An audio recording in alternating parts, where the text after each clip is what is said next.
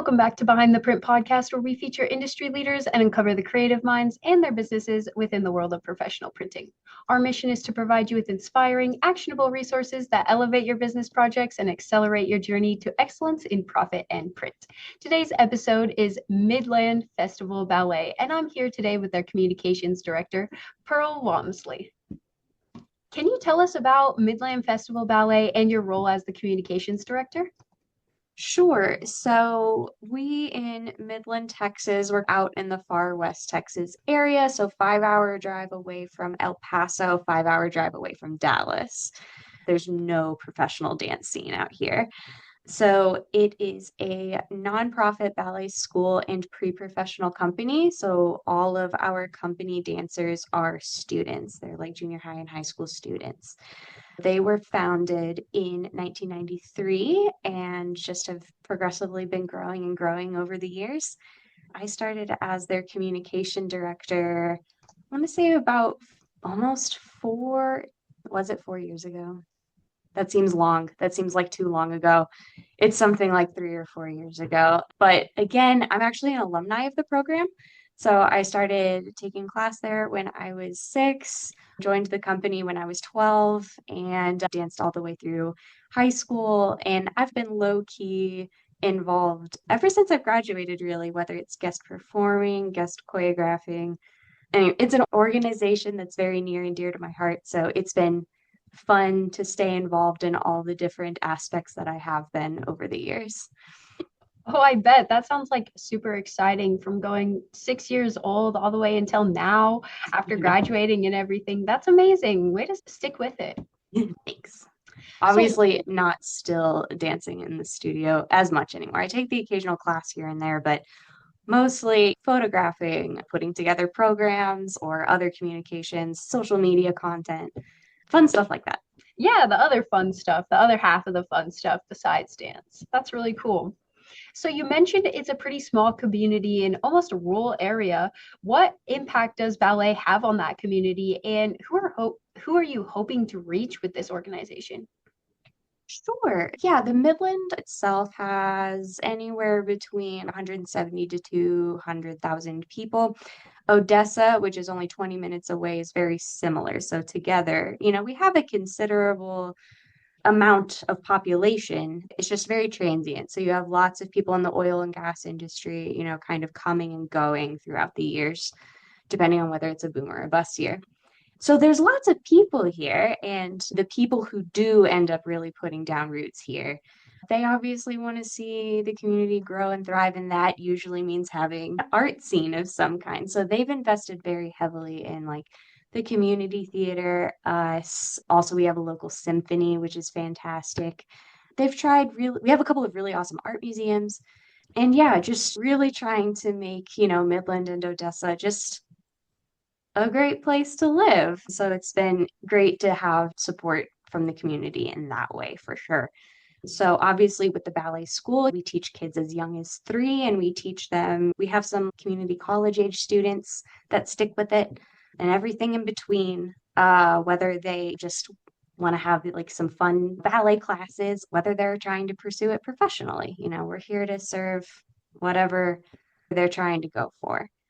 Yeah. And yeah. And then, of course, with our performance opportunities, they're modeled after performances that professional ballet academies would do. So there's an audition process. We cast according to a little bit age, but mostly on skill.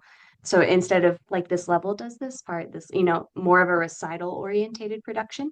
So, audition process, we do often get to perform with the live symphony, which is great. We also have a beautiful performing arts center out here, which is just a real treat to perform in.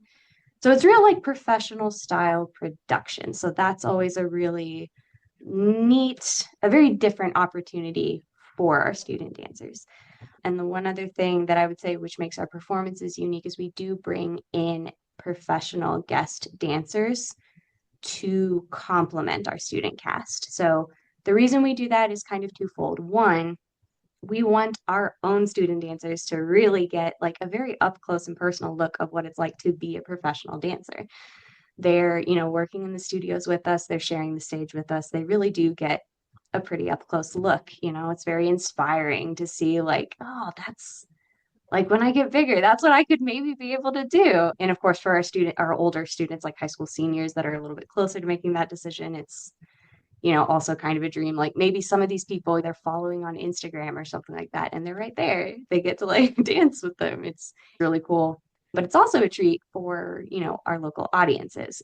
Instead of having to go to New York City, Houston, Orlando, San Francisco, instead of having to go there, they can see the principal dancers of New York City Ballet like right here in their hometown potentially. The professional dancers, they definitely up the level or the quality of the performance for sure. And they're just inspiring for both, like for us as an organization, the students as aspiring dancers, and for audiences. It's a very unique experience. That is so inspiring for the community too. It's like everybody gets a part in the foundation and in the arts, and it's bringing everybody in from the community, bringing the kids in, bringing the people who want to watch the show. That's amazing. I love that. Thanks. So, how do you guys use print exactly? Sure. So we primarily use print, and we use it for a lot of things. So we've got rack cards advertising our productions, like hotels or other local establishments that'll do little kind of postery type things, brochures, membership letters, postcards, thank you cards. Again, we are a nonprofit, so we're always thanking our donors and supporters. Merit cards. So we do little like good luck cards for our cast members as well. But I'm sure the one that you're asking about is our programs, our printed programs. So I keep getting the question actually in more recent years, like, do we still print programs? Because like even Broadway now, or at least traveling Broadway, the whole digital program is a pretty big thing. And so they're kind of like, do you just do that? Because obviously, I mean, they're not short programs. Like I think our programs average somewhere between 48 and 52 pages. So they're not small. There's a lot of information that we're trying to get out there, which means they're not cheap. But, it's the theater, and we generally try to discourage people being on their phones in the theater. It's distracting to fellow audience members, it's potentially hazardous to the performers. You never want one to go off. You don't want people recording. The flashlight, even sometimes, is just blinding and a lot when it's a dark house. We just generally don't really want people on their phones. And so it seems like to put all of the program on their phones, it seems like a counterproductive exercise. So we continue to print it. Just another way to kind of encourage to sit, turn off the phone, put it away, and just enjoy, because we do want people to have like the cast information, to know about the guest performers that you're seeing, what other, like sometimes if it's a ballet that isn't as well known, or if it's their first ballet, maybe they've never seen the Nutcracker and they don't know the story, we'll put the story in there. There's just lots of information that we share in the program that I feel like could make your audience experience a little bit better, help you connect a little bit better to what's happening on stage. Sure. So I know you mentioned the audience engagement. What type of tips would you give another organization like yours who are facing challenges with audience engagement? I think most people are actually very curious about the cast, whether that's the student cast or the guest cast. I think that's why people initially look in. They're looking for familiar faces, familiar names, and they get kind of nice little surprises along the way. I think that's why they automatically open it, and which the cast page often is not a super visually compelling page. It's a lot of text, but the rest of the program, why do I want you to read the rest of the program? I think having engaging or captivating visuals can really help there if you're having trouble with it. So, like, I try to use like a lot of full bleed photography, especially if we've done the show before, trying to use photographs from like a past production. And if I'm, say, explaining the story, using the photos while I'm going through the story. That way they've seen it kind of once and they're going to see it again. They're going to remember a little bit better. But yeah, I definitely think like compelling, we're such visual creatures. If social media has proven anything, it is that we are such visual creatures. So I think, the more visually pleasing and easy to read that you can make your printed material, the more successful it will be. For sure, engaging visuals, storytelling, and that cast page. I feel like that's a really important one that you mentioned. I love to look at the cast page. I mean, I've only been to a few plays, but when I do look at it, they're really nice. And the ones that are really nice, I'm like, ooh, I want to look through every page of the cast. So Yes. that's great advice. That's great advice. How do you approach, on the other hand, fundraising? Have you found any strategies that work particularly well for the arts?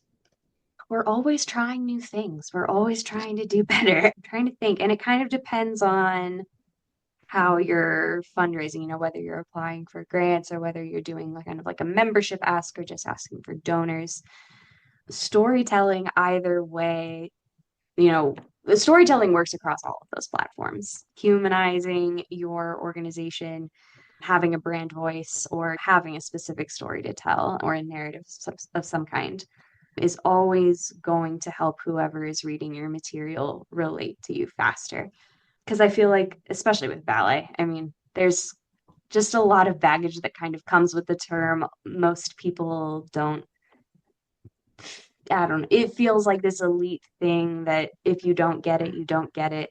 So I feel like we're constantly trying to make it's just more accessible and more relatable. And it's fun always like getting new audiences and surprising people with how much fun it really can be or how different it can be. Strayed a little bit from topic, but yeah, That's I definitely okay. think just storytelling is definitely a really great tool. Hmm. Um, yeah, storytelling and compelling visuals. A lot For of like sure. even grant stuff now, or like even with asks, like accompanying it with good photography, or a lot of places want video now, like short form video. So yeah, don't be afraid to tell stories when asking for support. Right. Don't hold back. Let them know who you are. I love that. That's really cool. So you might not know this question, but I'm going to ask it anyway. What does it really cost to run a dance company? Ooh, okay, that's a loaded question. Okay, to run, we kind of operate in two different buckets. So we've got the school and then we've got the company. I'm a little bit more familiar with how much like it costs to put on our productions. Not as familiar with like how the school kind of runs itself, basically, or how the school sustains itself. But I mean, I know our productions, again, we're out in the middle of nowhere, so the cost of hiring either equipment or people with specific expertise like lighting designers. We usually have to bring one of those in, bringing in these guest artists, housing them, rehearsing them. If we have to rent costumes, sometimes we have to do that or purchase costumes or repair them. Our Nutcracker costumes we have, but we do store them year round.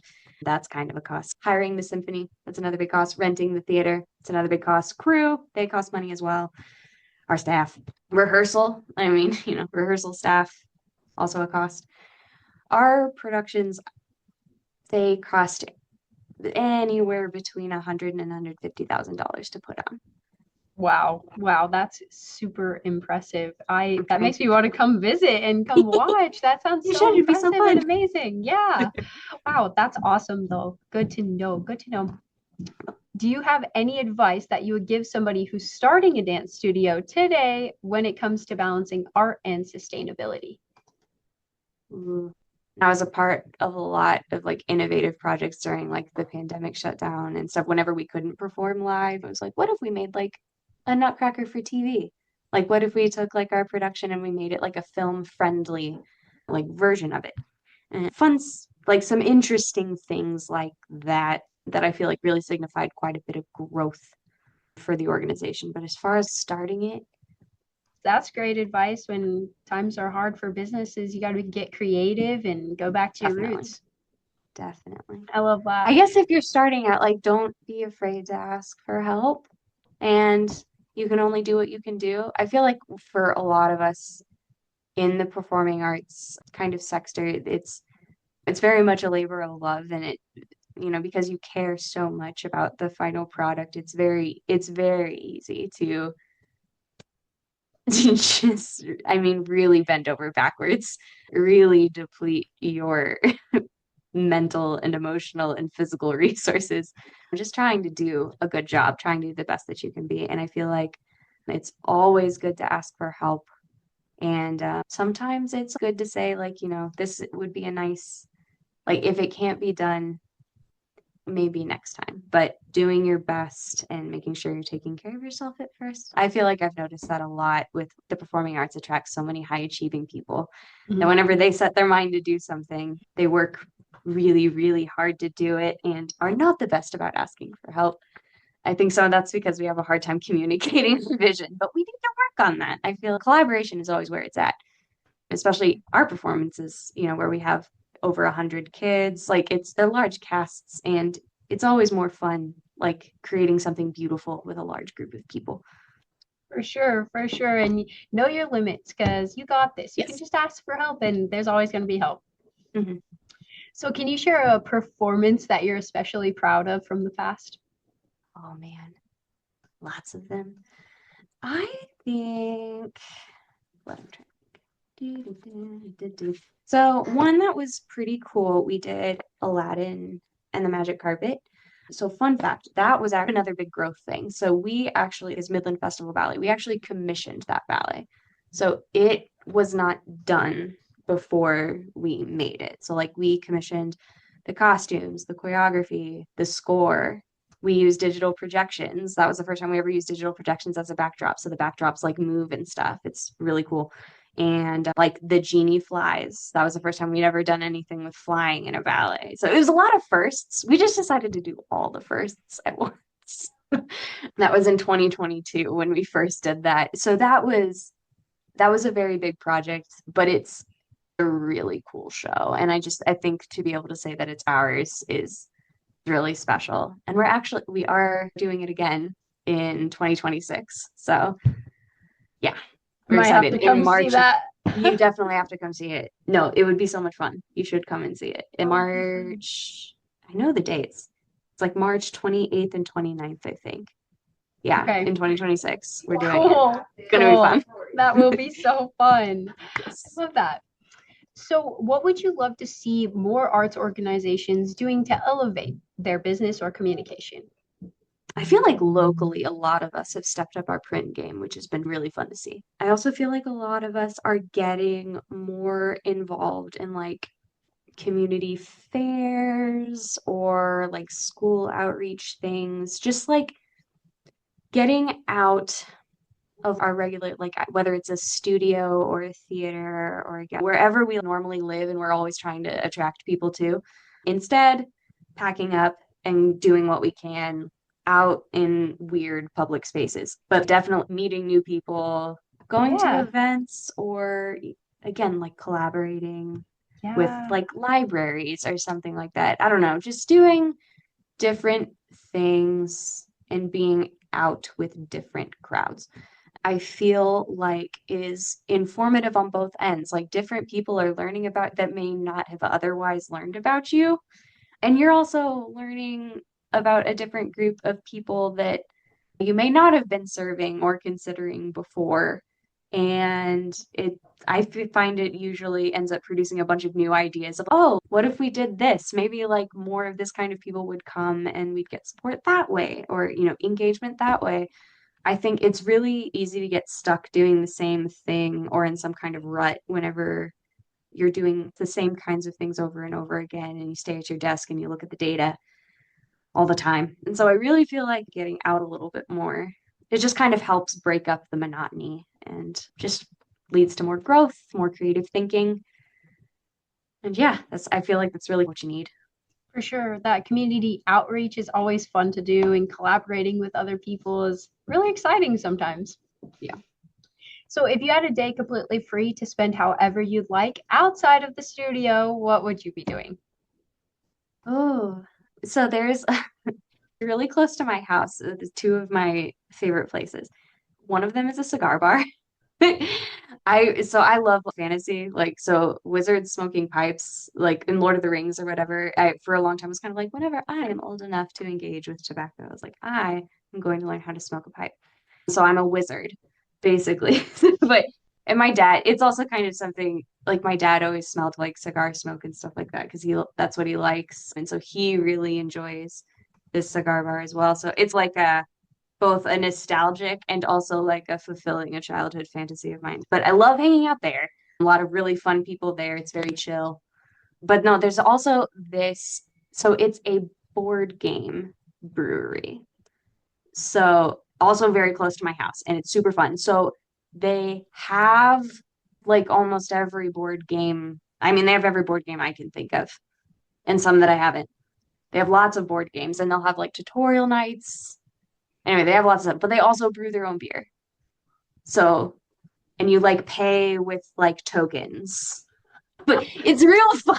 It, That it's a sounds fun so vibe. fun. Yeah. Yeah, So it's just a fun place cosplay. to go. They have like food trucks parked nearby.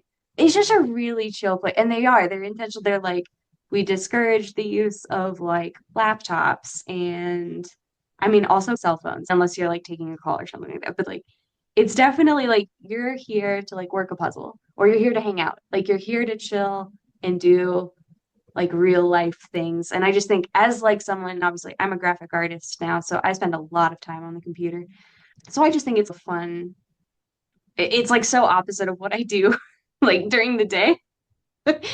So no, it's just and a lot of really good people there, really fun people, always finding out new things. I don't know. They're just both really fun, chill places to be, and they're very nearby, so it works. I love places close to my house when it's somewhere that I like. And that place sounds so just ancient. Like I'm back in the ancient people, like just It hanging kind out of with looks them. like it too. I mean, everything about it is very old timey. It's fun.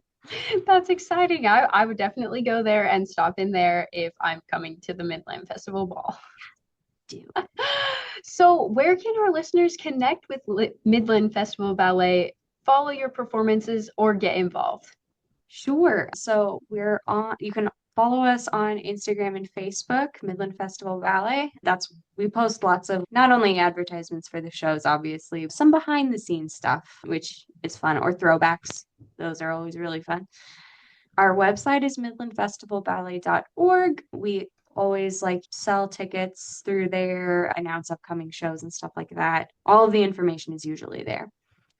Those are the two easiest ways to like Cool. follow us and get information. Cool. Well, you guys sort of check them out on Instagram at Midland Festival Ballet or midlandfestivalballet.org and get your tickets or check out those throwbacks, check out those exciting posts. That's always fun to look at.